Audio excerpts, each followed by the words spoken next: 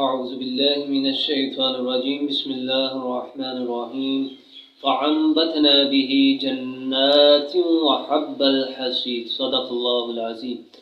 اللہ رب العزت نے اس آیت مبارکہ میں ارشاد فرمایا فأنبتنا به جنات وحب الحصيد، اور اس نے اس سے باغ اور دانے اگائے۔ ناظرین کرام، آج کا موضوع ہے پھلدار درخت لگانے کی فضیلت۔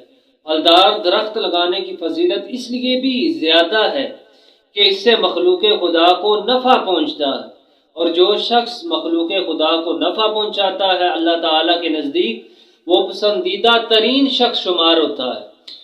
سید عبدالقادر جیلانی رحمہ اللہ تعالیٰ فرماتے ہیں کہ آدھا فقر یعنی آدھی فقیری بھوکوں کو کھانا کھلانا ہے، تو غرباء اور مساکین کو پھلدار درختوں کے ذریعے سے ان کی بھوک مٹتی ہے۔ تو جو پھلدار درخت لگاتے ہیں مخلوق خدا کی خدمت کے لیے، بھوکوں کے لیے، تو اللہ تعالیٰ ایسے لوگوں سے بڑا ہی راضی ہوتا ہے۔ اور پہلے لوگوں کو دیکھا جائے تو وہ راستوں کے قریب بیری یا شاتوت وغیرہ کے درخت لگاتے تھے تاکہ گزرنے والا اس میں سے کھا لے تو اسے بھی ثواب ملے، اور یہ ایسا صدقہ ہے جو جاری رہتا ہے۔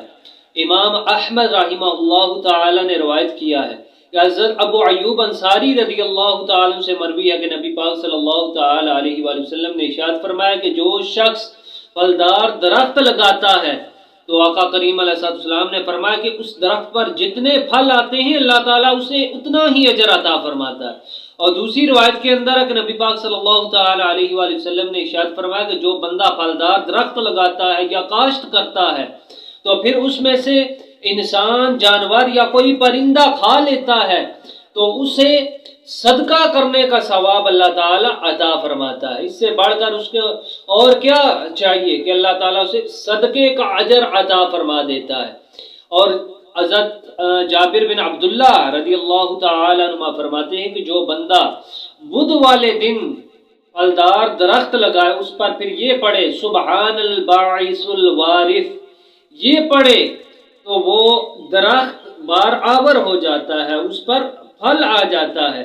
یعنی یہ آقا کریم علیہ السلام کے جو غلام ہیں ان کا بتایا ہوا وظیفہ ہے۔ اللہ تعالیٰ اس وظیفے کو بھی اپنانے کی توفیق عطا فرمائے۔ اور پھلدار درخت لگانا یہ ایسا صدقہ ہے جو جاری رہتا ہے، انسان کے مرنے کے بعد بھی جو بھی اس سے کھائے گا لگانے والوں کو اللہ تعالیٰ اجر و ثواب عطا فرماتا ہے۔